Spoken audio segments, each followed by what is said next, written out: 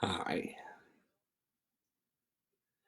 I don't know if I'm doing this because I'm bored or because I've watched Stephen Colbert broadcast from his bathtub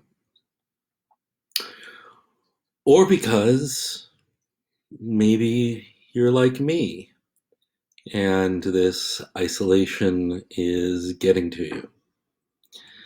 But I probably don't have to introduce myself because if you're seeing this, you know me. Even so, for the record, I'm A. David Lewis. I live in Arlington, Massachusetts. Today is March 18th. It's a Wednesday, and we're at 8:45 p.m. here on the East Coast. I thought, because it spends a lot of time in my mind, I would just talk about the creative project I'm continuing to do, and that's Kismet, Man of Fate. Kismet is not my creation. Um, Kismet was actually first published in the 1940s, in 1944, in 4 issues of Bomber Comics when World War II showed that there was definitely a market for superheroes, um, both stateside and beyond. And they were throwing anything and everything up against the wall. Off panel, I am steeping some tea. And so the Iger company, formerly the Iger company, was just creating and packaging all sorts of stories and new heroes for publishers, and they struck upon the idea of we do lady superheroes and Western superheroes and supernatural superheroes. We've heard about these Muslims. Let's try a Muslim superhero. And so Kismet Man of Fate was born. And then Kismet Man of Fate went away. It fell out of publication into the public domain. And for over 70 years, nothing was spoken of the character. I have seen some Golden Age hero role playing campaigns that tried to at least offer the character as something, offer his stats as a character you could play. But otherwise, no. The character, in fact, was left behind, and much of Bomber Comics was left behind, even when the rest of um, the original publisher's catalog was picked up because it included Classics Illustrated. Um, so I'm doing research at the time on Muslim superheroes. Conclusion that um, Kismet was the first Muslim superhero, identifiably Muslim, identifiably a superhero, and very much in comics. And I grew fascinated with the character. And we're in Boston, so this is WBUR. I was just going to do a 10-page conclusion to his adventures. I was just going to write his final story, and that opportunity came up when a Wave Blue World, publisher, a Wave Blue World, is that true? Yeah, I think that's true. No, maybe that's not true. Well, um, I became part of an anthology, the Broken Frontier anthology, which I think a Wave Blue World had co-produced with Broken Frontier. Get back to me. And so I got to write my 10 pages of Kismet, his final adventure in World War II. And once that was concluded, um, with art beautifully done by Noel Tuazon, and colors by Rob Cronenborg, and actually letters by Cal Nuttall, uh, I couldn't put the character down. And so when A Wave Blue World asked, did I want to continue with the character, I said I already had been. Out of my own pocket, I worked with Noel and with Rob and with also Taylor Esposito, letterer extraordinaire Taylor Esposito, to do 2 more 10-page stories that I did not know where they were going to be placed. I did not know if they were going to see print or the light of day. I just knew I wanted to do them. And at the time, I was fortunate enough to have the means to do so. Not everyone is. And I recognize that. But A Wave Blue World showed up.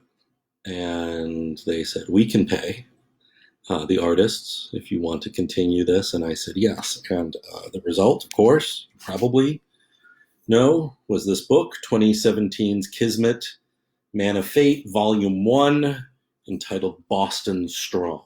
And it takes place in Boston.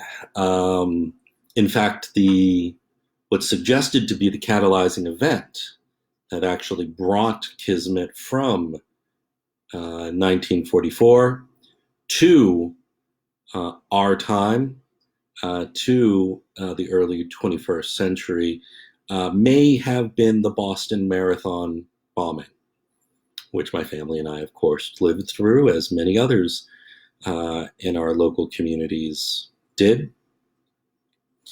But I, of course, as has been true, had even more I still wanted to do with Kismet. And I worked with Joe Illidge at A Wave Blue World. I worked with Tyler Chintanner, Wendy Chintanner, the co-publishers. I had a 3-volume idea that they said, Dave, choose enough. So I've been slamming all my thoughts on this character, on this time period, what this character could mean for our times, what having a Muslim superhero signifies, if anything, and the varieties of Muslim identity, of which I only know one, which is my own, as a convert to Islam. There's no alcohol in this tea. But I had to think about how I wanted to lay out all of that as hopefully an engaging narrative, right? As something other people would want to read, and something that would look good. And I'm really pleased to say that I think that Volume 1 was successful in that regard. It got, the reviews that we got were positive, by and large. I do think there was concern about criticizing a Muslim character, which I get. I actually get it, having written many reviews over the years for sites like Pop Matters and Broken Frontier and Sequential Tart, and Secart. Yeah, I understood treading lightly with big issues that I was goading people to pick up, but I'm not a provocateur. I'd love to be. I'd love to let myself be, in a way, but I'm not. But the reviews were usually quite safe, so to speak. I thought Noel's art was gorgeous, and Rob's colors made it so vivid, and Taylor's letters. I gotta say, uh, the letterer has the most thankless job um, of all of us, particularly if you have a long-winded writer like myself, someone who may not be exposition heavy, but definitely loves to have characters wax philosophical in the middle of a plot. Uh, Taylor does an amazing job, and he has kept us, literally and figuratively within the lines. I was very happy with how the creative team executed anything. Any weaknesses in Volume 1 come from me, either inexpertly executing what I hoped to do, or, again, overloading it, or delivering something that only has niche appeal. Any of those are possible. I acknowledge that right away. But I was pleased with it. Also, a beautiful cover by, boy, I'm in one of those situations where I know the person's name, but I never say it out loud, by Natasha Alterici of Heathen fame. Gorgeous cover. So happy with how it all turned out. Okay, that said, as I outlined Volume 2, and this outline began, almost as soon as the previous book came out. I knew what threads would have to be left dangling. I knew what developments I wanted with certain characters. I knew what topics, because I was keeping it to a timeline. They only got so far into, I think, 2017 before the story ended. I already knew pieces of the story to come. Joe Illidge was super helpful in helping me determine what pieces fit, what the story still needed, what maybe needed to fall to the background after taking up enough foreground in the first volume, and in my little 10-page vignettes. So in just looking at the first volume, if you'll humor me, I knew there were things I wanted to get back to. I knew that I wanted to explore Dina Hussein's role as an EMT in Boston a little further. It gave her a clear vocation, and I think it shines through in the character, but very little of it is set on the job. And being a woman in a hijab and in her 30s and in Boston, I just thought I shouldn't avoid that. And fortunately, I had enough real life colleagues and friends and professionals to call on that I could ask for their experience and be able to reflect on it a little more fully. I also knew that I would have to tie up where I left Kismet at the end of Volume 1, essentially standing outside a mosque, rethinking his relationship to his religion. He's a native-born Algerian, but he really hasn't been in Algiers. He hasn't been an Algerian citizen in nearly 70 years. He's developed a totally different identity. To a degree, his foundations still operate in his everyday life. I like to think that his morality and his dedication and his joie de vivre, joy for life, all came from that background, but but I had been a little cagey about how he felt about practicing Islam, not being Muslim, but practicing Islam, because that was semi autobiographical.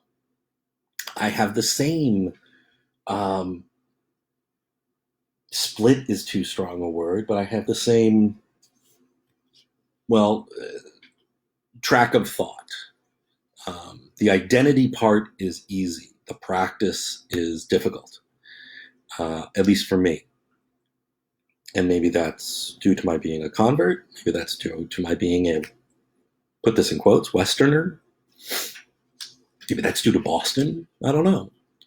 But I left Kismet reevaluating his relationship to religion, and he ultimately walks into the mosque at the end. So I knew, wow, I want to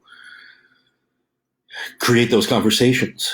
Who does he speak to? What does he speak about? What does he need at this point where he's found out? And I don't think there's any spoilers. I'm allowed to do spoilers. He's found out that his cape is not only the source of his powers, but that he has a lot less control over it than he once realized. And power is one of the key themes to Volume 2. How we relate to power, what power means to each one of us, how it should be used, how it's abused. I almost wanted to call Volume 2 Power Relations or Power Dynamics. A little too on the nose, and not really saying much about the rest of the story. But Kismet and all the characters are going to explore their relationships and their feelings and their access to power and systems of power. Now, before I speak any further, I am going to click something here because I feel like, is anyone saying anything to me? No? Okay, good. I'll keep rambling until I peter out. Systems of power is where I left off. And since Volume 1 came out in 2017, and the next volume comes out, I don't want to hold my publisher's feet to the fire. We have a target of next year, maybe the year after with the virus delay. Who knows? Hope punk has risen to the surface, and I love this term. Alexander Rowland, they came up with a word that was on the tip of all our tongues, but captured the principles that I wanted Kismet to represent, and that I hope are even clearer in the second volume now that I know what it's called, now that I know what it is, now that people are having conversations about what this term means to be hopeful and to oppose hegemony and systems of power, even in the most dire of circumstances, even with a slim to no likelihood of success or survival. It's the opposition itself that is the thing. And doing it without turning cruel or violent or vicious. In fact, keeping kind-heartedness at the forefront as your major weapon. It's beautiful. It's something I wish I could live more. And perhaps I can't. Hi, Matt. Thank you. You know how I ramble. Hope punk as a genre is something that I am so drawn to and so appreciative of, to be frank. It's something I want to create. It's something I'm trying to use Kismet to create. it's something that I'm even planning beyond volume two of Kismet in attempting in a whole new uh, world and scenario. While I'm writing Kismet, I'm also world building something else entirely, which maybe we'll talk about another time. But yeah, volume two of Kismet is hopefully when its Hope Punk credentials um, are made clear. And I like to think that even though I was still grasping at straws in volume one, it shows up there as well. So we have a number of characters that I want to return to. I strangely wanted to return to the villainess of volume one, LaRue Lamont, who I establish has a history as sort of a benefactor to the heroes at one point. They're Maxwell Lord for DC Comics nerds. But I got to thinking that, and maybe this is because of exposure to the Trump administration, maybe this is because of uh, the Me Too movement, that she's actually not the worst villain I can picture. And maybe I couldn't at the time, but she wasn't the only villain I wanted to address in Volume 1. Now I want bigger fish. Hi, David. Thank you. Nice to see you, buddy. Um, so in Volume 2, I want to bring Lamont back, if only to examine, what are we defining as bad? Who's bad? What does bad consist of? And going back to the earlier topic, I think it has to do with abuses of power. I think it has to do with uh, power dynamics gone horribly awry or abused or even pursued to personal and selfish ends. So LaRue Lamont will definitely be back. Dina Hussein uh, definitely will be back. And of course, her girlfriend, Rabia, will be back. And Rabia and Dina, I could write their dialogue all day. I could just, and one thing I appreciated in several of the reviews is people noticing how I really don't relegate them to like secondary characters, to like uh, tokenistic characters or supporting cast to the title, to the hero of the title. I think they take up more pages and panels than Kismet does. And as much as I am truly dedicated to Kismet's story, writing these two women and getting feedback on, how they would really talk.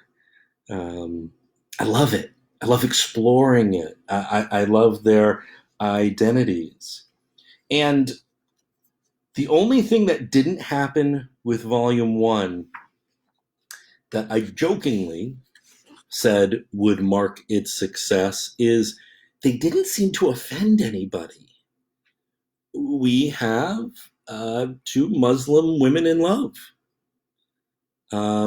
This is very pro LGBTQ. And Volume 2 is going to emphasize the T of LGBTQ. But yeah, for whatever reason, either because Kismet flew under the radar or they are such an atypical couple, Dina and Rabia didn't anger anyone. And I guess that's great in its own way. It's nice that, you know, um, certain more extreme groups aren't looking for fictional targets of their ire. But yeah, I love them so much. I love what they represent. I love the different places they come from. And we learn kind of more their origin stories in Volume 2, what made them who they are. These are backstories I had written long ago, well before even a Wave Blue World got involved. Um, yeah, thank you, Matt. Yeah, there is. Look, I can say this right now. There is already a trans character in Volume One. It's just this person isn't announcing it or shouting it. They're living their lives like a person. Um, I don't concern myself with any of my characters' genitals. So it's not surprising that you would think that you think there is not a strong element of trans sensitivity in Volume One, but it will come up. It will be made at one point an explicit point in Volume Two, and uh, that's just because that's the world. It's not because I think I need to hit some quota or be a social justice warrior. I hate that term. Um, it's because I like to write interesting lives, and this would be an interesting life and a real one. Uh, so, LGBTQ support all throughout this, and I only hope that I do them justice. One other thing that reviewers either didn't catch or I didn't. Oh yeah, Matthew on the side is making a good point. There aren't a lot of comics that focus on trans identity unless that's their hook, unless that's their thing. I will say, as of this recording, that I thought Al Ewing did a nice, quiet, um, natural reveal of one of the characters in Immortal Hulk being trans. And it didn't drive a plot point, and it wasn't the point of the character. It was just their identity. Um, and I tend to appreciate that type of writing more than, hey, this kind of character's here and this kind of character's here. So one thing that I tried to put into Volume One, particularly the second chapter of Volume One, when Kismet is wrestling with giving up being a superhero, I asked Noel to slip in some visual homages to other superheroes. So you're not going to see Superman flying in the background or anything, but I did ask him to frame some panels like some uh, popular and notable uh, superhero comic panels. And yeah, it didn't come up.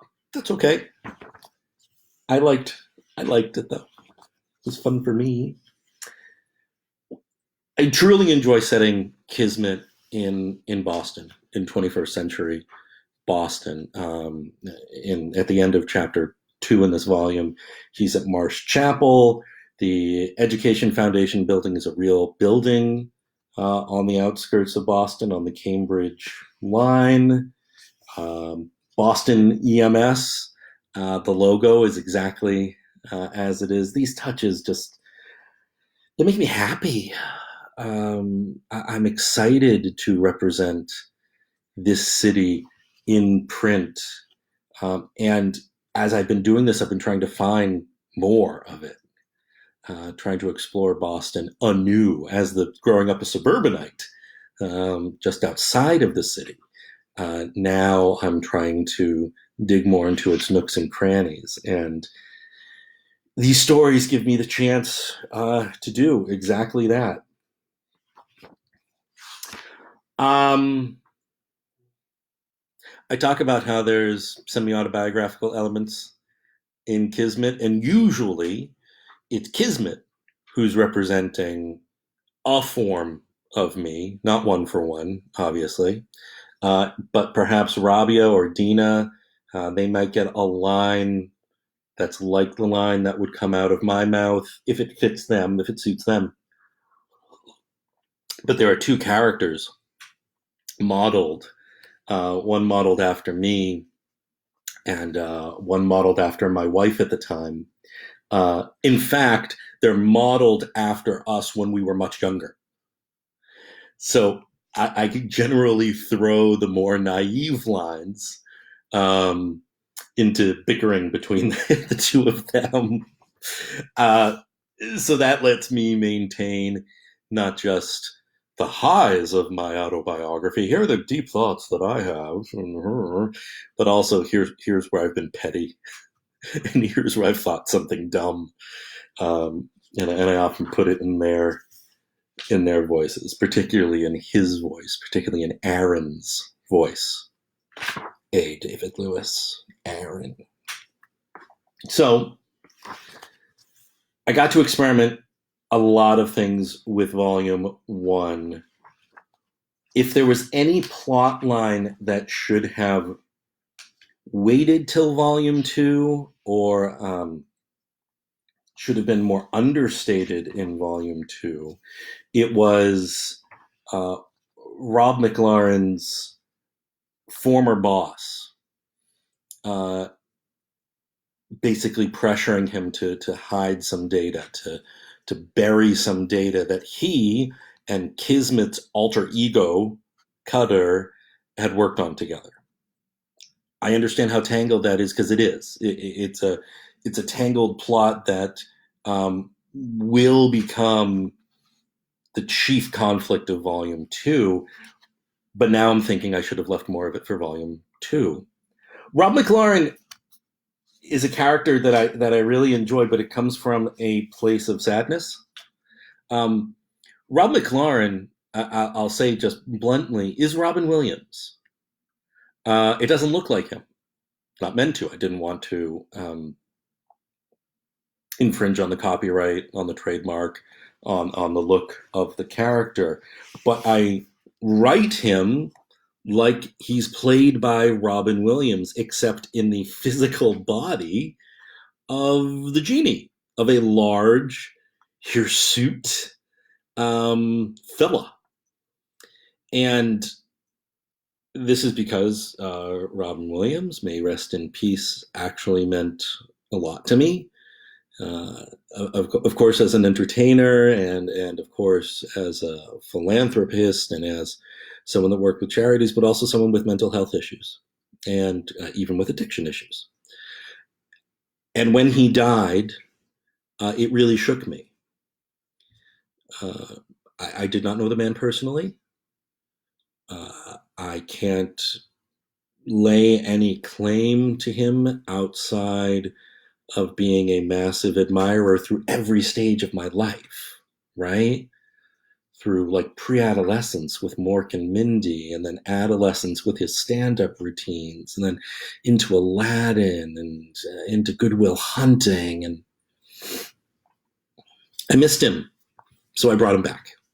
I brought him back in the form of Rob McLaurin. McLaurin, if I have my facts right, being either his middle name or his mother's middle name, maiden name. But Rob, as the ally to our team,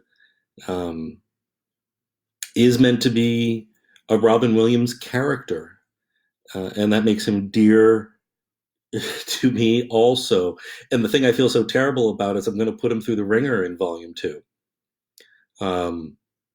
There's going to be some high points for him, but there's going to be some real low points, because he is the connection point, essentially, between the powers that be that are abusing power and have abused power, formerly in Boston, now in Washington, D.C., and our characters and our main players. He's going to be the part that gets the most pressure. So I don't know. I wonder if you can hear his voice, Robin Williams' voice, at all in the character, or if it's just in the back of my head and helps me distinguish him from the other characters. But he will be a very big part of volume two as well. I think I'm sticking to my guns with volume two. Kismet will not revert suddenly to being a superhero.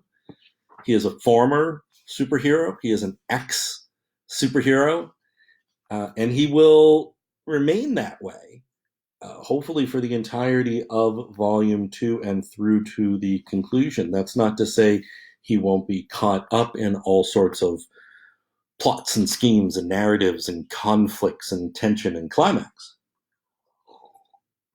But I'm not going to take back anything that happened in Volume 1. It happened largely as I wanted it. I just opened to the page, one of the few splash pages that we have in the whole book, of the Women's March in Washington, pretty much immediately after Donald Trump's inauguration. I love this image. Noel did a beautiful job with it, put in some faces of people I knew, that he knew. It was a beautiful time. That moment, at least, not Trump's inauguration necessarily, but that call to people, particularly women, that's hope punk right there. It's not just Pollyanna optimism, and it's not another genre, Noble Bright, where it must work out for our heroes. This might be the most hope punk page of the entire first volume, and it's something that I'd like to really capture in Volume 2.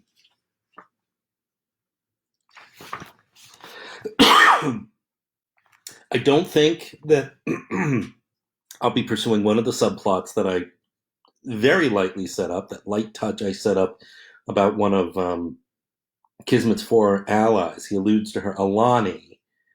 He reminded me of an old friend of mine, Alani. She was totally driven, determined, and with a spirit that, well, she lost her home, and it compelled her to join a larger fight. In the 3-volume version of the storyline that was in my head, when I didn't have to think about paying artists and print fees and distribution and storage and anything, this would have been a callback to another golden age hero that had fallen to the public domain, that might have been fun to explore, her aging naturally in Kismet, re-engaging her, found out where she wound up by the end of the 21st century from an elderly perspective. But that'll be a lost story, and that's okay. Getting towards the end of it, I try not to be unabashedly liberal. The libs must be right. Unabashedly progressive. I like to think that I am progressive. I like to think that my stories are progressive, but I don't necessarily say that progressives have the only ideas and the only right ideas. And there's a moment that I love here where Kismet sees an Antifa, look at that, an Antifa individual, and just notes him, just checks him, noting that even the best principles taken to extremes can go awry. So I'd like to think I'm an honest broker, as best as I can be in these stories. Of course, that said, I'd be fascinated to hear the criticism. I as the scholar in me, wants someone to take it to task and really dig in, so that I can see what is defensible, what I think I can counter argue, and what I'm just left saying, oh, you're right, I got nothing to go on there except screw you, buddy. So that has some weird appeal.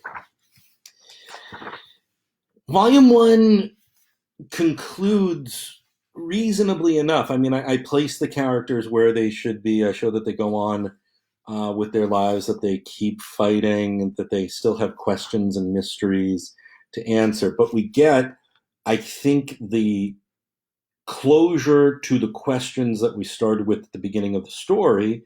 New questions arise, and the best writing successfully does that. Whether or not I succeeded, I don't know, but it's what I tried to model. I also tried to model in this volume that I won't in the second volume. This was very much, the Campbellian monomyth, right? This was the hero starting out high, then being taken low, then kind of, challenges, and then reborn, and then coming out the other side, and then reestablished with the community. And I'm not saying that I believe in Hero with a Thousand Faces, that this is how all cultures tell their stories, because obviously it isn't. It's a very popular one in Western narratives, or what we've come to consider the Western canon. The volume 2 is not going to have that story structure at all.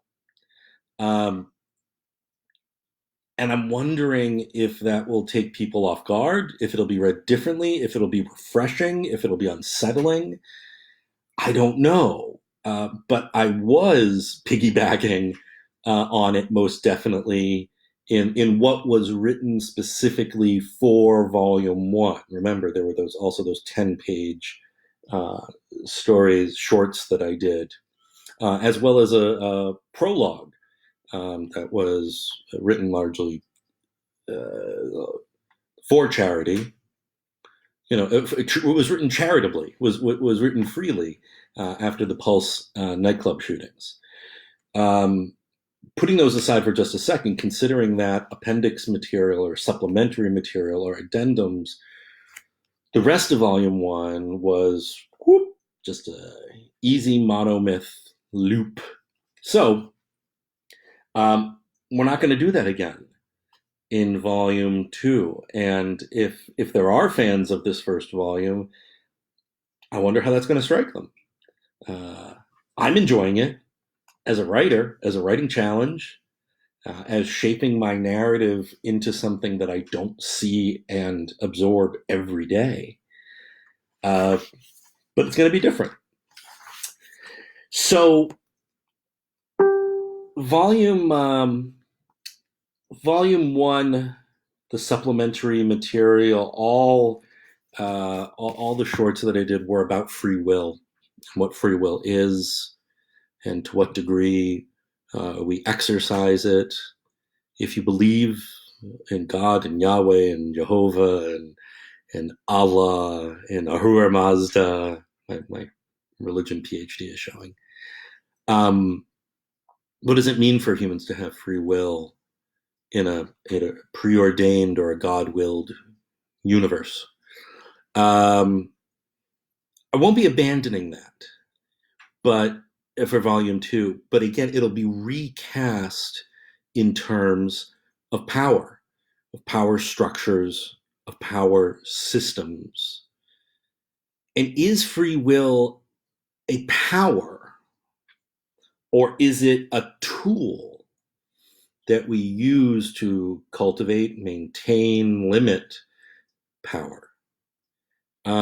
I'm excited to come at it from that direction rather than just be, college philosophy 101 on free will. I like what I did with it in Volume 1. I was satisfied with it, but whatever echo there is in Volume 2, it's going to be recast in a new light.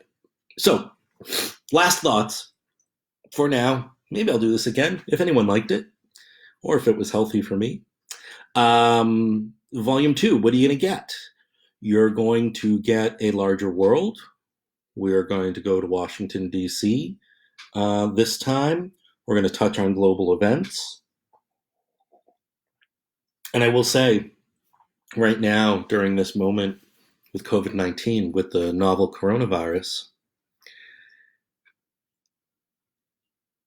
it's fascinating. The synchronicity I'm experiencing. When I outlined Volume 1 for Wave Blue World, I already had thoughts about all these characters. I already did these little stories with them. Excuse me. Um, Trump was barely even a candidate, much less an elected official and president. And yet, his election and inauguration slotted amazingly well into the story that I was already intent on telling. And I don't know how or why, but it worked. Similarly, as I'm now scripting volume two, the coronavirus fits too well. Um, I'm not suggesting I'm prescient or I was on to something by any means. Nothing like that. Nothing like that.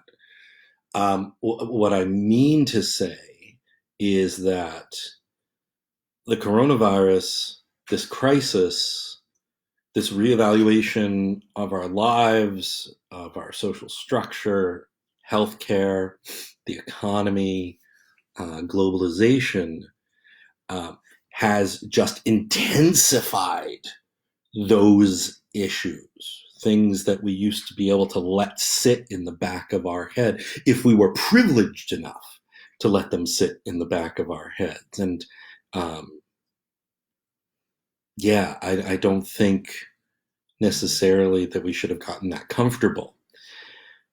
I was already having my characters work through a discomfort, one that I don't um, consistently bring to my everyday life, but that's why I write, because I could bring it to this story. It's something I've been thinking about since Lone and Level Sands, since my graphic novel with Archaea, 2005. All I'm saying is that the coronavirus will strangely naturally make an appearance in volume two that I never expected. No one could have. And yet, um, I think it enhances the story. I wouldn't do it just for gimmick or for punch. That's way too icky. But to ignore this moment and what it's bringing into the spotlight, particularly for those who have never had to or wanted to look at it. Um, yeah, it's fascinating. So saddening, but fascinating all the same. So maybe there'll be a next time. Maybe we'll do this again. I appreciate for those of you who listened to any part of this. Almost an hour of rambling. It was good for me. It let me say things out loud that I've only put on paper or emails or in my head. But yeah, Kismet Volume 2 is under construction now, and hopefully I'll get to say a few more things about it in the future. Everyone stay well, stay safe, stay sane, and let's look out for each other. It's more than comics. Good night.